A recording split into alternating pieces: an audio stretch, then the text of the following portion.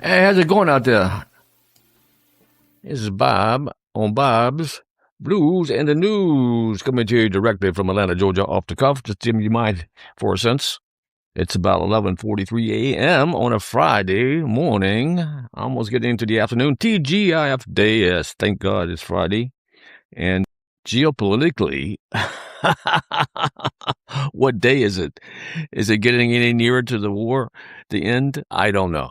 Uh, there's a lot going on. My head is spinning. I mean, if you follow the news like I do, and I don't follow it as much as I'm tempted to follow it because I have other things I got to do. I mean, it's tempting just to watch the news and not get anything else done. I'm sure a lot of people feel themselves in that situation if you have that possibility. A lot of people are tied to the desk and working 9 to 5, so they don't, maybe it's just as good they are tied to the desk and not able to follow it so intensely because it does make you a little crazy, Psychologically, you have to fight against all this news coming at you all the time. And you get all kinds of stuff coming at you from the TV, from social media, from everywhere.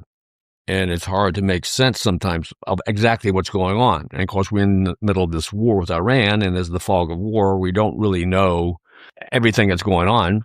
I mean, we see the rockets being fired continuously by Iran. We see the United States and Israel hitting Iran continuously, knocking out their leadership, knocking out a lot of their hardware and their missiles and their capabilities and sinking their navy, whatever. But they dug in, and it's like Hamas in Gaza. They dug way deep in the ground. They're like rats. So they like to dig big holes in the ground, and they hide all their evil in these big holes. And we have to blow them up, or I don't know if Trump's going to have to put men on the ground eventually or not, but they're still shooting off these missiles. They are probably decreasing some, but shooting a lot of these cluster bombs.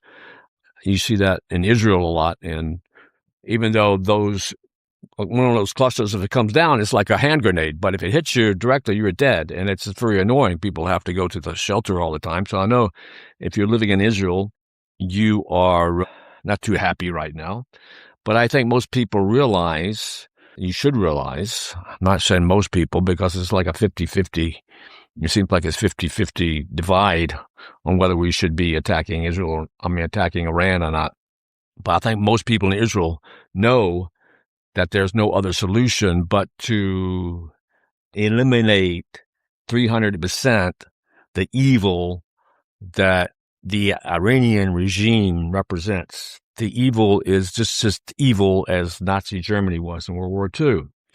And you can say we are fighting World War III right now because everybody more or less is getting involved whether they want to or not. I mean, you wouldn't think Iran would attack its Arab neighbors, but it's funny. The UAE, which is an Arab country, is being attacked a lot more than Israel itself, and the Arabs in that neighborhood in the Middle East are getting really pissed off at Iran. I can't understand why Iran's attacking them. Well, basically, they're out of control. They lost most of their leadership. So they're in desperation, and their idea is to cause chaos anywhere they can because they have to destroy everything. They love death and destruction and all this black stuff. Ooh, so evil, doesn't it?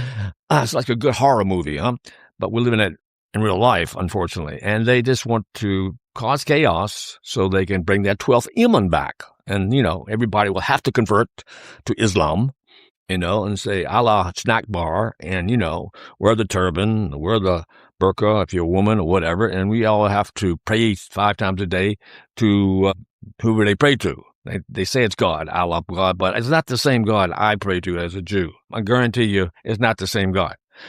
Even though some people, I guess people in Islam generally, if they are peaceful, more or less, reform, more or less, we can reach an agreement, that I believe in the same God you believe in. But when you take in these people who believe nothing but death, and they have the cult of death and destruction and killing everybody that does not agree with them, this is totally evil, and they are worshiping the devil, or they're worshiping their own power, basically, is probably what it is. But they're very much embedded in Iran, but, I give the people in Iran, the Persians, the true freedom fighters all the credit in the world. They've sacrificed so much. You see why this wrestler champion they had was just executed because he was part of the revolution in the streets, the uprising in the streets. So, and then you got the oil going on. The oil markets are going crazy because, a lot of the shipping go through that Strait of Hormuz, and, a lot of ships don't want to go through because there's a lot of shooting and missiles, and probably got mines in the water, whatever. But Trump says he's going to insure a lot of those boats. So I was listening to one podcast where it said, you used to have these big insurance companies like this insurance company in England, Lords of London, who insured a lot of the ships, a lot of these tankers. They totally said no to Trump, no to insuring these ships. Plus, Starmer is stuck Trump in the back with, no, you can't use the islands we have. Darcia, whatever the name of that island was, had the planes on before. You can't use our facilities, our island, to use as a launching pad for your strike on Iran. I mean, and Europe doesn't want to help at all. It seems like what happened to NATO, right? I mean, remember what we did in the Second World War? Remember the Marshall Plan? Remember the Marshall? So much sacrifice we made for them, but they won't make for us because they're totally gone woke. They've totally gone to the Islamist side. They've been totally taken over in their institutions, in their media, everywhere by the Islamists. And all these people, it's funny because a lot of the Muslims themselves, the Muslims, I will say, because if you say Islamist, it gets closer to the definition of a jihadist. I'm talking about the regular Muslim, the guy who believes in the Islamic faith, but is not a jihadist. And a lot of those live in the Middle East, like in UAE, Saudi Arabia, etc. And they don't have anything to do with these Muslim Brotherhood guys, with these jihadist guys. And so what's going to happen is that a lot of these people, when they leave Iran, been kicked out of the Middle East, thanks to Trump and Israel, they're going to go to Europe. And Europe is going to be the new center of Islam. And maybe they'll make a new Mecca in London. Who knows? But the world has changed. The world is upside down. And we're living in very interesting times. Yeah, I keep on saying very interesting. Well, I hope you stay safe in these interesting times. But thank God it's Friday. So chill out. Have a good weekend. And I'll see you next time. This is Bob's on Bob's Blues and the News. I can't stay very long. I got too many things to do. Very important people to see. And you know how it is. You got to do what you got to do, right? But I love you all. Remember, love and peace is the answer. But hate, you got to put it down everywhere you see it. And the only thing I hate is the haters.